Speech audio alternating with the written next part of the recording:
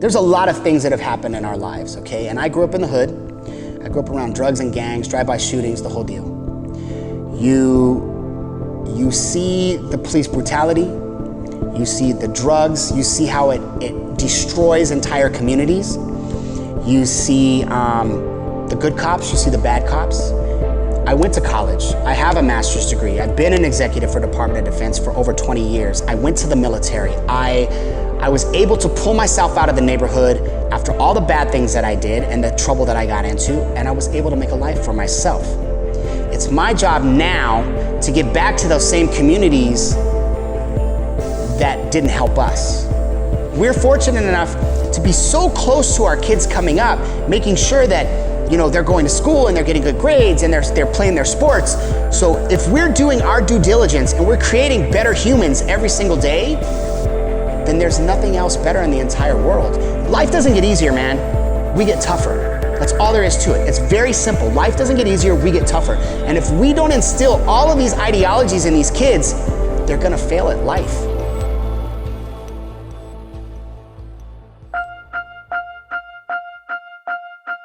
Whether you just barely discovered Jiu-Jitsu as a great way to stay in shape while learning self-defense, or if you're on the difficult road least traveled, training during a pandemic in order to become the next BJJ, everyone in our community has a different reason for doing what we do. With everything going on, sometimes it's easy to forget that some are here to serve a greater purpose. In this episode, 5 Grappling owner and co-owner of Honu Jiu-Jitsu, Shawn Fowler, discusses Jiu-Jitsu in the COVID-19 era.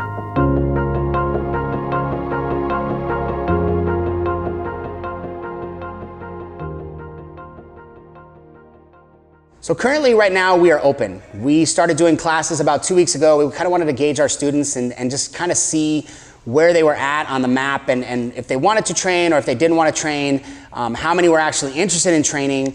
It's been pretty consistent as far as our kids emailing us or texting us, asking us to come and train, our parents, so on and so forth, our students. So we decided about 2 weeks ago, Brandon actually came and he's like, look, man, I can't do this anymore. We need to open.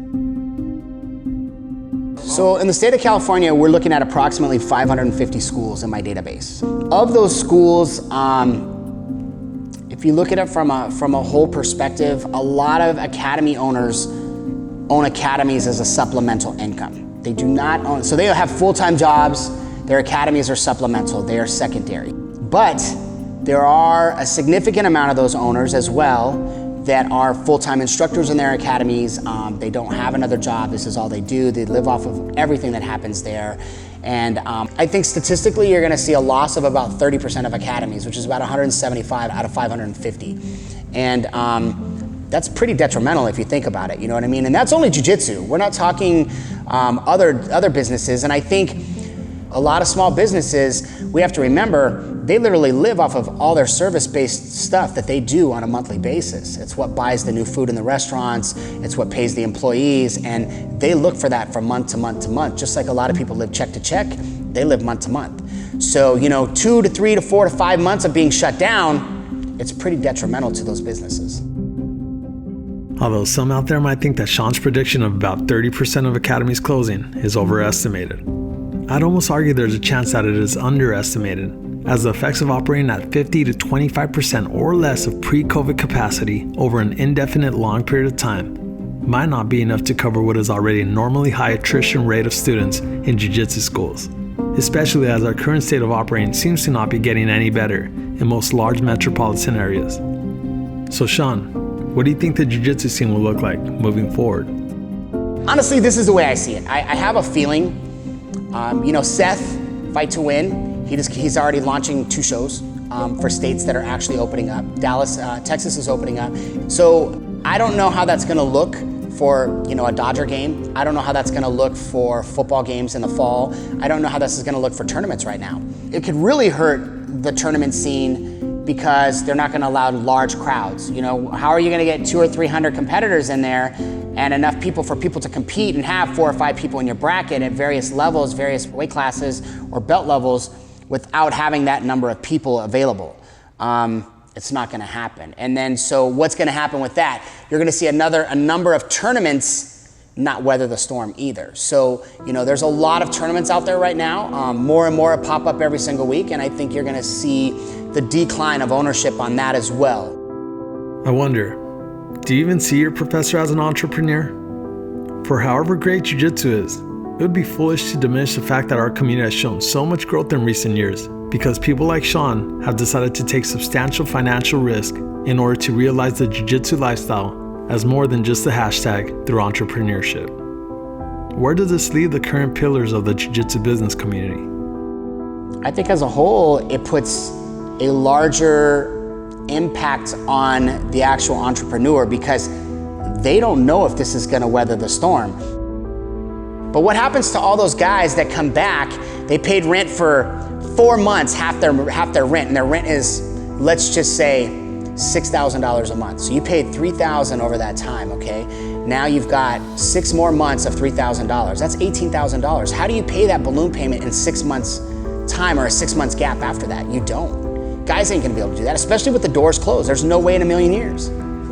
Generating $18,000 is no joke.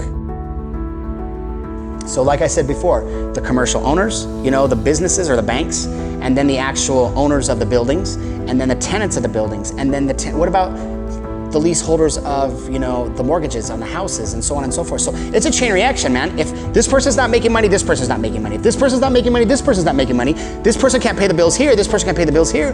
And, as much as a Zoom class is awesome, you can't do Jiu-Jitsu through Zoom. You can't. It is a full-on contact martial art. There's no way around it. At the beginning of the pandemic, I think we all tried doing some sort of Jiu-Jitsu programming through Zoom. Although there are some great things to learn online, the fact still remains this was not a sustainable business model for most, except for maybe a few academies who had already been investing heavily in online for years.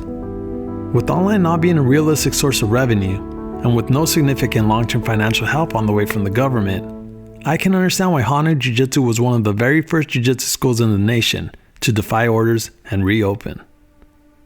But I did wonder, what made Shawn feel it was worth the risk to reopen, given the stories we were hearing of business owners being arrested for defying the lockdown?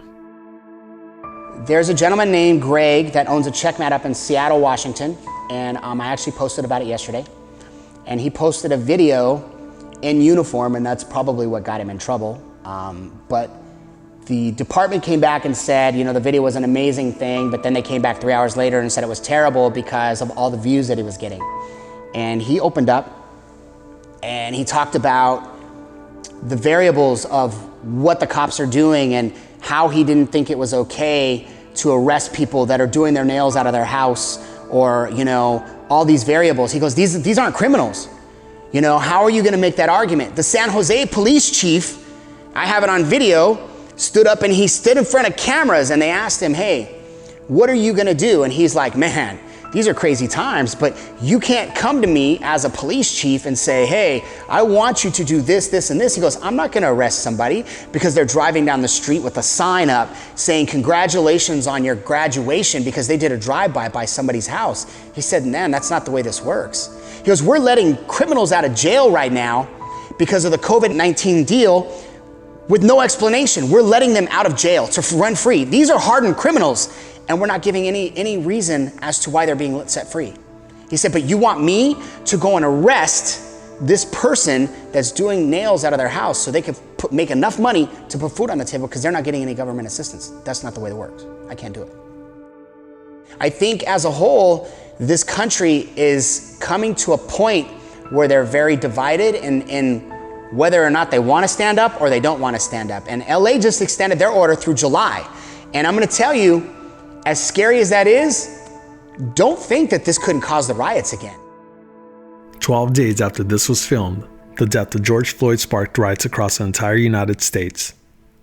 Although this clearly began as a movement to rectify a series of recent injustices against Black people, it was clear that COVID-19, record unemployment, and government overreach in general created a perfect storm for unprecedented chaos and destruction. This could definitely cause the riots again. This could elevate it again to where you have the Watts riots, the Rodney King situation all over again. And that's gonna be bad. it's gonna be bad. And what are they gonna do whenever that happens? You know what I'm saying? They're gonna have to police it, and a lot more people are gonna get hurt, and people are gonna be arrested. And if you're telling everybody that they can't be open, and you're instilling martial law, and martial law is not, that's not America. Don't get me wrong. I was all on board for closing up and flattening the curve so that our healthcare system wouldn't get overwhelmed by an unknown highly contagious pathogen that was stacking up bodies all over the globe. But Shawn had some valid points. That doesn't mean that the healthcare experts that are suggesting social distancing measures don't have a point either. I think history will tell us that we should listen to people we don't agree with so we may better understand each other. Like King Cornelius said before, there's so many different perceptions that you can take on this thing. Remember, an object can be both square and round depending on your perspective. Unfortunately, I'm realizing the factor that most people leave out when trying to get people's perspective is understanding people's why. Before I left, I wanted to understand, what was Shawn's why? This right here, Jiu-Jitsu is essential. It is very, very, very much essential. Mental stability, taking care of the community, keeping them off the streets, keeping them, like right now, okay, in LA, what did they do at the skate parks? They dropped sand in all the skate parks, okay? They've got all these kids sitting at home going absolutely nuts. They don't want kids sitting at home playing video games all day, but they're locking them in their rooms right now saying that they've got to stay home and they're playing video games all day. Or they're on FaceTime all day long. Or they're doing TikTok videos all day long. What about those kids that played all these sports? If we're not helping the community succeed, we're doing a disservice to what we're doing. Jiu-Jitsu as a whole, as an academy owner, and even the tournaments, is an essential thing. Why? Because people like Michael Liera Jr., I've watched him since he was this big. Rolando Sampson, I've watched him since he was this big. Those guys are all world champions now, man. You're instilling all these amazing things into these kids and these people so they can have a good life.